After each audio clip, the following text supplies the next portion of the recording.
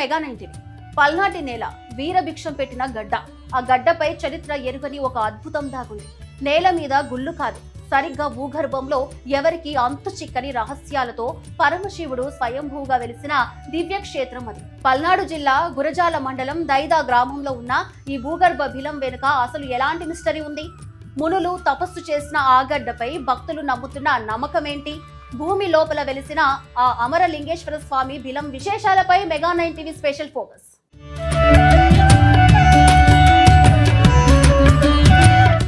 చరిత్ర, ఆధ్యాత్మికత, ప్రకృతి సౌందర్యం త్రివేణి సంగమంలా కలిసి ఉన్న పవిత్ర నేల పల్నాడు. ఈ నేల పుట్టుకలోనే వీరత్వాన్ని, అంతులేని భక్తిభావాన్ని గుండెలు నింపుకుంది. ఇక్కడ అడుగడుగున ఎన్నో చారిత్రక రహస్యాలు, అద్భుతమైన దివ్యక్షేత్రాలు దాగి ఉన్నాయి. అటువంటి అద్భుతాలలో భూగర్భంలో ప్రకృతి సిద్ధంగా వెలిసిన అరుదైన ఆలయం దైద అమరలింగేశ్వర బిలం. ఈ పవిత్ర ప్రదేశం పల్నాడు జిల్లా గురజాల మండలం పరిధిలో విరాజిల్లుతోంది. పల్నాటి చారిత్రక రణరంగాలకు అత్యంత సమీపంలో ఈ దైద గ్రామం ఎంతో ప్రసిద్ధి చెందింది. ఈ ప్రాంతం కేవలం ఒక పుణ్యక్షేత్రం మాత్రమే కాదు, ఎన్నో యుద్ధాల జ్ఞాపకాలను మోసుకెళ్తున్న నేల.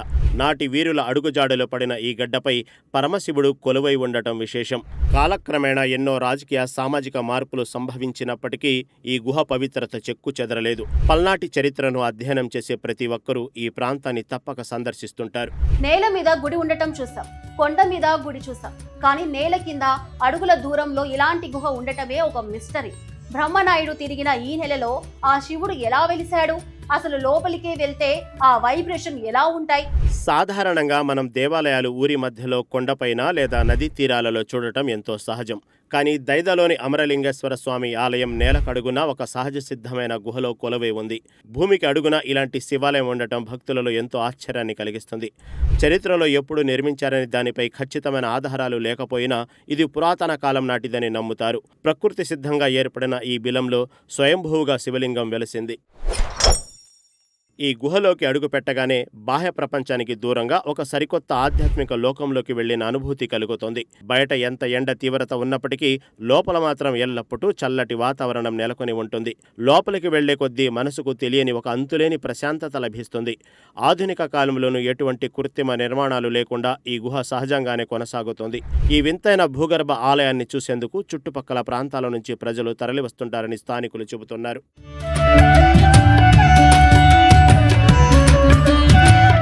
చరిత్ర ప్రసిద్ధమైన పల్నాటి యుద్ధం జరిగిన ఈ రణరంగాలకు ఈ దైద గ్రామం అత్యంత సమీపంలో ఉంది. బ్రహ్మనాయుడు, బాలచంద్రుడు వంటి వీరుల సాహసాలు, నాటి పల్నాటి రాజ్య వైభవాలు ఈ నేలలో నిలిచాయి. నాటి వీరుల రణఘోషను చూసిన ఈ నేలపై కాలక్రమేణా ఎన్నో మార్పులు సంభవించాయి. అటువంటి చారిత్రక నేపథ్యం కలిగిన ఈ ప్రాంతంలో ఈ శివలింగం బయటపడటం దైవిక సంకేతంగా అక్కడి ప్రజలు భావిస్తారు. పల్నాటి చరిత్రకు సజీవ సాక్ష్యంగా ఈ బిలం నిలిచిపోతుందని వారు బలంగా నమ్ముతున్నారు. పూర్వకాలంలో ఈ గుహలో పలువురు మహామునులు, యోగులు ఏకాగ్రతతో తపస్సులు ఆచరించారని స్థానికులు ప్రగాఢ నమ్మకం. వారి తపశ్శక్తి కారణంగానే ఇక్కడ గాలిలో ఒక అంతుచిక్కని ఆధ్యాత్మిక శక్తి తాండవిస్తుంటుంది. బిలంలోకి వెళ్లాలంటే కొద్దిగా మెట్లు దిగి కిందకు వెళ్లాల్సి ఉంటుంది. లోపలికి వెళ్లే కొద్దీ భక్తులకు కలిగే మానసిక ప్రశాంతత మాటల్లో చెప్పలేనిది. ఈ ప్రదేశం కేవలం పూజలకే కాదు, ధ్యానానికి కూడా ఎంతో అనుకూలంగా ఉంటుంది. స్థానిక ప్రజల విశ్వాసం ప్రకారం ఇక్కడ కొలువై ఉన్న అమరలింగేశ్వర స్వామి కోరిన కోరికలు తీర్చే కొంగు బంగారం. ఈ గుహలో భక్తి శ్రద్ధలతో పూజలు చేస్తే సకల పాపాలు తొలగిపోతాయని నమ్ముతారు. ముఖ్యంగా సంతానం లేనివారు, కష్టాల్లో ఉన్నవారు ఇక్కడ స్వామిని దర్శించుకుని మొక్కులు చెల్లించుకుంటారు. యుగాలు తరబడి ఈ గుహ అలాగే ఉండటం ఇక్కడి ప్రత్యేకతను మరింత పెంచుతోంది. భక్తులు తమ నమ్మకాలను ఇక్కడ సజీవంగా కాపాడుకుంటూ వస్తున్నారు. ప్రస్తుతం ఈ ప్రాంతంలో ప్రభుత్వం మరియు దేవాదాయ శాఖ తరపున కొన్ని అభివృద్ధి పనులు జరుగుతున్నాయి. భక్తులు సులభంగా గుహలోకి వెళ్లేందుకు మెట్లు మరియు లైటింగ్ సౌకర్యాలను కొద్దిగా ఏర్పాటు చేశారు. అయితే దీనిని మరింతగా అభివృద్ధి చేసి పర్యాటక కేంద్రంగా తీర్చిదిద్దాలని స్థానికులు కోరుతున్నారు. ప్రచారం తక్కువగా ఉండటం వల్ల చాలా మంది బయటి ప్రాంతాల వారికి అద్భుతం ఇంకా తెలియదు. సరైన రోడ్డు రవాణా సౌకర్యాలు కల్పిస్తే ఇక్కడకు వచ్చే భక్తుల సంఖ్య భారీగా పెరుగుతుందని స్థానికులు అంటున్నారు.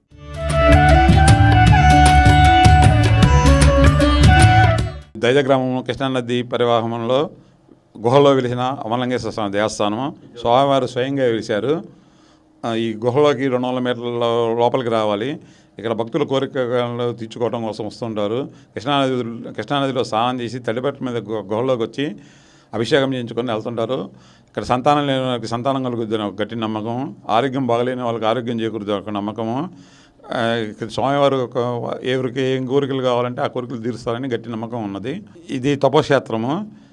ఇదివరకు పూర్వం రోజుల్లో మునులు ఋషులు తపస్సు చేసుకున్న వాళ్ళని చెబుతుంటారు. తర్వాత భక్తులకి దర్శనార్థం 90 సంవత్సరాల క్రితం బయటపడదు ఈ గుహ. పశువుల కాపలు పశువులు దోచుకోవడానికి వచ్చి వాళ్ళు ఈ స్వామివారి సంకీర్తనలని దాన్ని బట్టి గుహను కొనుక్కున్నారు, లోపలికి వచ్చారు. స్వామివారు ఇక్కడ ఇసుక మేటలో ఉన్నారు. ఒక శరీరవాణిలాగా వచ్చి కృష్ణానదిలో నీళ్ళు తీసుకొచ్చి నా మీద పోయండి అని చెప్తే పోస్తే అప్పుడు స్వామివారి లింగాకారం బయటపడది. అప్పటి నుంచి ఈ క్షేత్రానికి భక్తులు ఎక్కువగా వస్తుంటారు. ప్రతి సోమవారం దాదాపు 800 నుంచి 1000 మంది దాకా వస్తుంటారు. కార్తీక మాసం సోమవారాల పూట 3000 నుంచి 4000 మంది దాకా వస్తుంటారు. కార్తీక పౌర్ణమి పూట దాదాపు 8000 మంది వస్తారు. శివరాత్రి బాగా దొరుకుతుంది. దాదాపు 14-15,000 మంది వస్తారు ఇక్కడ దర్శనానికి. అంతకుముందు ఇదంతా అడవి బాటలాగా ఉండి గుహలో కూడా లైటింగ్ అవన్నీ లేకపోయినా పోయినసారి పుష్కరాల నిధుల్లో లోపల లైటింగు లోపల సౌకర్యం అంతా చేశారు. అంతకుముందు ఇది మొత్తం అడవి ప్రాంతం లాగా ఉండేది. ఇప్పుడు బాగా లైట్లు, ఏసీలు, ఫ్యాన్లు అవన్నీ పెట్టి లోపలికి వచ్చి పోతున్నారు భక్తులు. దీంట్లో చాలా గుహలు ఉన్నాయి. గుహలు మొత్తం ఇప్పుడు జనాలు ఆడి తిరుగుతుంటే ఇంకో గుహలోకి పోతారని గుహలన్నీ బుడిసి వేశారు. ఇప్పుడు స్వామివారిది ఒక గుహే ఉన్నది. ఇవాళ నిత్యం అన్నదాన కార్యక్రమాలు జరుగుతున్నవి. ప్రతి ఒక్కరు కూడా మన అమరలింగేశ్వర స్వామివారంటే స్వయంభుగా వెలసిన స్వామివారు కనుక ప్రతి ఒక్కరూ ఏ కోరిక కోరుకుంటే ఆ కోరిక జరుగుతూ ఉన్నది. ఎంతోమందికి సంతానాలు ఇస్తూ ఉన్నారు స్వామివారు. ఈ కార్యక్రమానికి ప్రతి ఒక్కరు కూడా వచ్చేసి మన గురజాల మండలం, పల్నాడు జిల్లా గురజాల మండలం దైద గ్రామం శివారులో ఉన్న కృష్ణానది ఒడ్డునున్న అమరలింగేశ్వర స్వామివారి కార్యక్రమంలో ప్రతి ఒక్కరు కూడా వచ్చేసి స్వామివారిని దర్శించుకొని స్వామివారి కృపా కటాక్షమును పొందాలని తెలియజేస్తూ ఉన్నాము. భక్త మహాశైలందరూ కూడా స్వామివారి కార్యక్రమంలో నిత్యం ఉదయం నుంచి కార్యక్రమాలు వేద మంత్రాలతో కార్యక్రమాలన్నీ కూడా జరుగుతూ ఉన్నవి.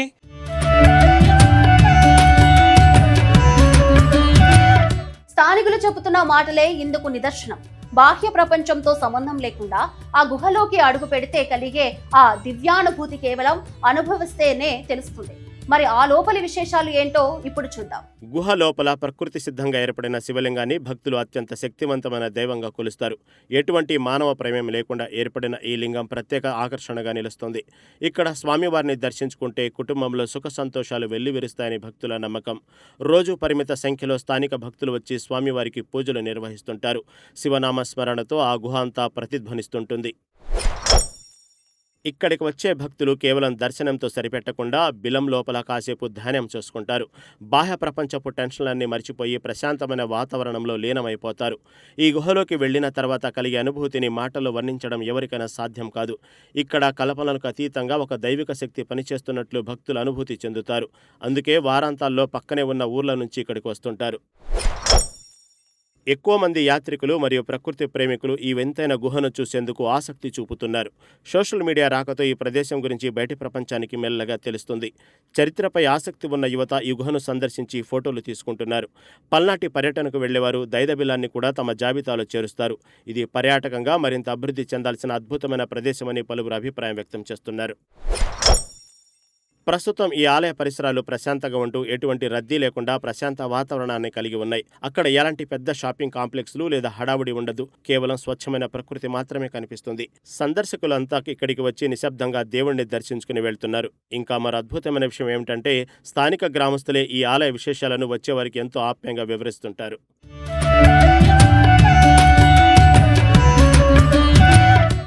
రీసెంట్గానే మా ఇద్దరికి మ్యారేజ్ అయింది. ఇక్కడే తనది పక్కన శ్రీనగరం అని చెప్పేసి ఒక పక్కన విలేజ్. కాకపోతే ఇక్కడ ఏంటంటే ఇక్కడ ఒక ప్రసిద్ధిగాంచిన శివాలయం ఉంది. ఇది మొత్తం గుహలో ఉంటుందని చెప్పేసి అంటే ఏదో కొత్తగా ఉంటుంది కదా అని చెప్పేసి ఇక్కడికి వచ్చాను. పెద్దగా నాకు ఈ గుడి గురించి ఏం పెద్దగా తెలియకపోయినా ఇక్కడ విశిష్టత ఇవన్నీ అయితే కొంచెం తెలుసు. ఇక్కడ ఈ గుడే కాకుండా ఈ చుట్టుపక్కల చూడడానికి చాలా ఉంది. చాలా బాగా అంటే ఆహ్లాదకరంగా ఉంది. కృష్ణానది ఒడ్డున అందరికీ స్నానం ఆశ్రయించడానికి కూడా బాగానే ప్రత్యేకతలు అన్నీ ఉన్నాయి.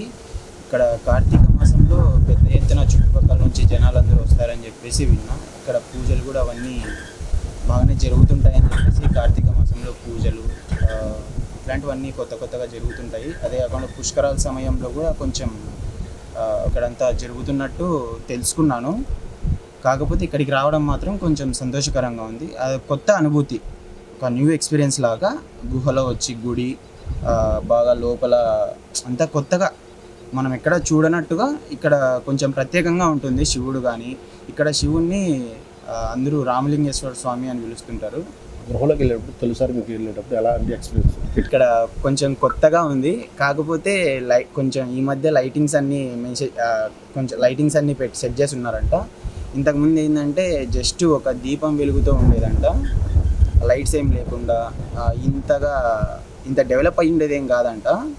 జస్ట్ ఒక దీపం గుడి దగ్గర ఉండేదంట, ఇట్లా లైట్స్ ఏం లేకుండా. కొంచెం అప్పుడు ఇంకా బాగుండేదంట. ఏంటంటే ఏదో ఒకటి ఎగ్జైటింగ్, లోపల ఏంది ఇంకా ఎంత పోవాలా అనేది ఉండేది. ఇప్పుడు కాకపోతే లైటింగ్స్ ఉండడం వల్ల కొంచెం కలర్ఫుల్గా ఉంది లోపల. ఇలాంటి గృహాల్లో ఉన్న టెంపుల్స్ ఎప్పుడైనా గతంలో చూసినా? లేదండి, ఇట్లాంటి టెంపుల్స్ ఏం చూడలేదు. కానీ ఇట్లాంటి గుహలు చూశాను అంతే. అనంతపూర్ దగ్గర బెలూమ్ కేవ్స్ అని ఇట్లాంటివి కొంచెం చూశాను, కానీ ఇట్లా గుహల్లో ఉన్న టెంపుల్స్ అయితే ఏం చూడలేదు. ఇదే ఫస్ట్ టైం. మామూలుగా వెళ్ళేటప్పుడు మీకు ఎలాంటి అంటే భయం కానీ లేకపోతే మామూలు భక్తి కానీ ఎలాంటి ఫీల్ ఉంది అసలు లోపల గృహలో? అదే కదా, భయం ఏం లేదు. కానీ అంటే లోపల ఏముంది, కొంచెం ఇంకా ఎంత పోవాలా, ఎంత లోపలికి ఉంది చూడాలని ఎగ్జైటింగ్ ఉంది అంతేగాని భయం అంటే ఏం లేదు. లోపల ఫీల్ ఎలా ఉంది? చాలా కొత్తగా ఉంది, ప్రశాంతంగానే ఉందండి. ఏం డిస్టర్బెన్స్లు ఏం లేదు, ఎవరికి ఏం ఇబ్బంది లేదు. అంటే సౌకర్యాలన్నీ బాగా ప్రశాంతంగా ఉన్నాయి. అంటే ఏవైనా గుహల్లో ఏవైనా పోతే లోపైన బల్లులు కానీ గబ్బిలలు కానీ ఇట్లాంటివి ఉంటాయని భయం ఉంటుంది. కానీ ఇక్కడ ఏం లేదు, ప్రశాంతంగా వెళ్ళి ధైర్యంగా పోయి దర్శనం చేసుకొని వచ్చేయచ్చు. అలాగే ఈ గుడి కూడా చాలా అంటే చాలా ప్రశాంతంగా ఉంటుంది. ఎక్కడి నుంచైనా వచ్చి దర్శించుకొని వాళ్ళు ఏమైనా కోరికలు కోరుకుంటే ఆ శివయ్య ఖచ్చితంగా తీరుస్తాడనే ఒక నమ్మకం ఉంది మా ఊర్లో అందరికీ కూడా. సో చాలా వరకు ఇక్కడికి వచ్చి శివాలయంలో నిత్యం పూజలు జరిపించుకుంటూ ఉంటారు. అలాగే అన్నదానాలు కూడా చేస్తూ ఉంటారు. బయట వాతావరణం కూడా చాలా ప్రశాంతంగా ఉంటుంది. కృష్ణానది ఉంటుంది పక్కనే. సో ఇక్కడికి వచ్చి చాలా వరకు కూడా ఒక పీస్ఫుల్ ఎన్విరాన్మెంట్ని ఎంజాయ్ చేస్తూ ఉంటారు చాలా ఫ్యామిలీస్. అండ్ ఫ్యామిలీస్తో వచ్చి పిల్లలతో వచ్చినా కూడా ఒక డే అంతా మంచిగా స్పెండ్ చేయవచ్చు. అండ్ ఇక్కడే అన్నదానం కూడా చేస్తూ ఉంటారు కాబట్టి వాళ్ళు ఫుడ్ కూడా తినవచ్చు వచ్చి.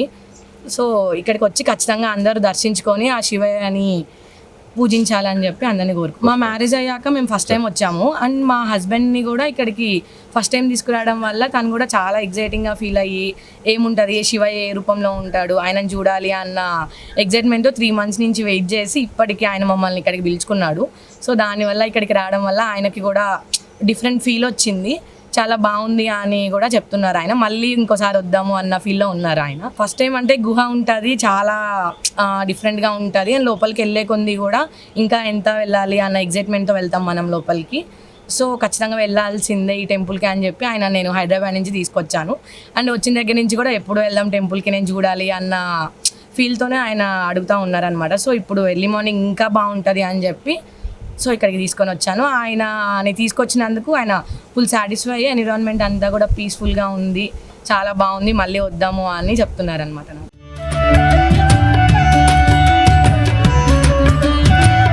భక్తుల మాటల్లో ఆనందం. మహాశివరాత్రి వచ్చిందంటే చాలు ఈ భూగర్భ బిలం వద్ద జరిగే చర్చ మామూలుగా ఉండదు. ఆ విజువల్స్ ఇప్పుడు చూద్దాం. ప్రతి ఏటా మహాశివరాత్రి పర్వదినం వచ్చిందంటే చాలు దైద గ్రామం ఒక పుణ్యక్షేత్రంగా మారుతుంది. చుట్టుపక్కల గ్రామాల నుంచే కాకుండా వివిధ ప్రాంతాల నుంచి వేలాది మంది భక్తులు తరలివస్తారు. మహాశివరాత్రి రోజున ఈ బిలం వద్ద నిర్వహించే ప్రత్యేక పూజలు అత్యంత వైభవంగా జరుగుతాయి. భక్తుల క్యూ లైన్లు మరియు జై శివశంకర నినాదాలతో ఆ ప్రాంతమంతా మారుమోగుతోంది. రాత్రి సమయంలో జరిగే జాగరణ కార్యక్రమాలలో భక్తులు పెద్ద సంఖ్యలో పాల్గొంటారు. ఈ నేపథ్యంలోనే ఇక్కడి భక్తులు ఇటువంటి అద్భుతమైన క్షేత్రాన్ని ప్రభుత్వం ఇంకా ఎక్కువగా ప్రచారం చేయాలని కోరుతున్నారు. రవాణా సౌకర్యాలు మరియు భక్తులకు కనీస వసతులు కల్పిస్తే పల్నాటి కీర్తి మరింత పెరుగుతుంది. శివరాత్రి సమయంలో మాత్రమే కాకుండా ఏడాది పొడవునా పర్యాటకులు వచ్చేలా చర్యలు తీసుకోవాలి. చారిత్రక ఆధారాలు రక్షించడంతో పాటు ఈ గుహను పర్యాటక రంగంలో చేర్చాలని స్థానికులు విజ్ఞప్తి చేస్తున్నారు. మనం ఇప్పుడు చూసుకున్నట్టయితే గుంటూరు జిల్లాలో ఉన్నటువంటి దైదబెలంలో ఉన్నాం. ఇది చాలా పూర్వీకంగా నుంచి వచ్చినటువంటి దేవస్థానం. ఈ దేవస్థానం అనేది కూడా చాలా రోజుల క్రితం ఇక్కడ కొంతమంది గొర్రెలు కాచుకుంటూ వాళ్ళ కాపలా చూసుకుంటూ వచ్చేటటువంటి వాళ్ళ దగ్గర నుంచి తెలియపరిచిందండి. పూర్వం ఇక్కడ ఋషీశ్వరులు మునీశ్వరులు అందరూ కూడా కింద కూర్చొని స్వామివారి దగ్గర తపస్సు చేస్తున్నటువంటి జ్ఞాపకాలు గుర్తులు ఎన్నో కూడా చాలా ఉన్నాయి. ఇదే విధంగా మన పులిపాడులో కానీ దైదులో కానీ తేలుకొట్టులో కానీ ఎవరి దగ్గర చూసుకున్నా కూడా స్వామివారి పేరుతోనే పేర్లు మొదలవుతూ ఉంటాయి. అమరలింగయ్య, అమరమ్మ, అమర నాగేశ్వరరావు, అమరయ్య అన్నట్టుగా పేర్లు పెట్టుకొని కూడా వాళ్ళందరూ కూడా జీవనాన్ని చాలా చక్కగా సాగిస్తూ ఉంటారు. స్వామివారు గుహలో వెలియడం, స్వయంభూగా వెలియడం చాలా విశేషమైతే కృష్ణానదీ తీరాన అనేది కూడా చాలా విశేషతగా ఉంటారు. స్వామివారి దగ్గరికి వచ్చే వాళ్ళు ఎవరైనా కూడా కృష్ణానదీ తీరంలో స్నానం చేసి స్వామివారి దగ్గరికి వచ్చి వారి మనసులో ఉన్నటువంటి కోరికలు కూడా తెలియపరుచుకున్నట్టయితే స్వామివారు దిగ్విజయవంతంగా వారి కార్యాలన్నింటినీ కూడా దిగ్విజయవంతంగా ముందరికి తీసుకుపోతారు. అదేవిధంగా స్వామివారిని మనస్ఫూర్తిగా నమ్మిన వారందరూ కూడా ఇప్పటి వరకు రైతు వర్గం కానీ విశేషతగా ఎవరైనా కానీ పరిపరి విధాలుగా పరిపరి గ్రామాల నుంచి వస్తూ ఉన్నారు. చాలా దూరాల నుంచి వచ్చేవారు కూడా చాలామంది ఉన్నారు. వారందరూ కూడా స్వామివారిని నమ్ముకొని ఈ రోజైతే వల్ల చాలా చక్కగా జీవనం అనేది సాగిస్తూ ఉన్నారు. ఇది ఈనాటిది కాదండి, చాలా పురాతన కాలం నాటికి సంబంధించినటువంటి గుడి. ఈ స్వామివారి దగ్గరికి మనం పోయే మార్గంలో గుహ మార్గంలో పోతూ ఉంటాము. పూర్వం వచ్చినటువంటి కృష్ణా తీర్థ పుష్కరాల్లో స్వామివారికి గుహన అనేది కూడా తొలిచి వెళ్ళేందుకు మార్గం సులువుగా చేశారు. పూర్వం అసలు విద్యుత్ సదుపాయం లేదండి. అందరూ కూడా దీపాల కాంతిలో క్యాండిల్లు పెట్టుకొని లేకపోతే ఏదో టార్చ్ లైట్ సహాయంతో స్వామివారిని దర్శనం చేసుకుంటూ వెళ్ళేవారు. బయటకు వచ్చే మార్గంగా మాత్రం తొలయలేకపోయారు. ఎందుకంటే ఆ గుహ మార్గం చాలా ఉధృతంగా బాగా దగ్గరగా ఉండేసరికి దాన్ని అయితే తొలయలేకపోయారు. లోపలికి పోయేసరికి అయితే అంత చిన్న మార్గంలో నందిని ఎవరు ఏర్పాటు చేశారనేది ఇప్పటికైతే తెలియదండి. చాలా పెద్దదిగా నందివారు అనేది గారు నందీశ్వరులు అక్కడ ఉంటూ ఉంటారు. వచ్చే మార్గం అయితే తొలియలేకపోయారు. స్వామివారి దగ్గరికి వెళ్ళే మార్గం ఈ విధంగా కృష్ణానది తీరాన్ని నుంచి వెళ్తారు. వచ్చే మార్గం మాత్రం ఈ విధంగా బయట నుంచి ఉంటుంది. స్వామివారు ఉండే దగ్గర ఇదండి, గుర్తుగా చూసుకోవాలంటే ఆరు చెట్టు, దీని కిందే స్వామివారు ఉంటారు. ఇక్కడికి వచ్చి నమస్కారం చేసుకొని శ్రద్ధగా 5 సోమవారాలు కానీ 11 సోమవారాలు కానీ మేము వస్తామని చెప్పి నమస్కారం చేసుకునే వారికి ఏ కోరికలైనా కానీ తీరుతూనే ఉంటాయి. ఇక్కడ స్వామివారిని నమ్ముకొని జీవనం చేస్తూ ఉన్నటువంటి వారు చాలామంది ఉన్నారు. ఎంతోమంది పరిపరి దూరాల నుంచి, కొంతమంది అయితే కొన్ని రాష్ట్రాల నుంచి వచ్చిన వారు కూడా ఉన్నారు. తెలంగాణకి ఆంధ్రాకి మధ్యన ఉన్నటువంటి కృష్ణానది తీరాన ఇంత విశేషతగా స్వామివారు మనకు అందుబాటులో ఉన్నారు. ఇంత విశేషతగా స్వయంభూగా వెలిసినటువంటి స్వామివారి పేరేమయ్యా అంటే అమరలింగేశ్వర స్వామి అంటారు. గంగా పార్వతీ సమేత అమరలింగేశ్వర స్వామివారు ఇక్కడ మనకు అందుబాటులో ఉండి భక్తుల కోరికలు తీరుస్తూ వారి సమస్యలన్నీ తీరుస్తూ కూడా ఎంతో అందుబాటులో ఉండి ప్రజల్ని చాలా చక్కగా చూసుకుంటూ ఉన్నారు. హర నమః పార్వతీపతయే, హర హర మహాదేవ హర.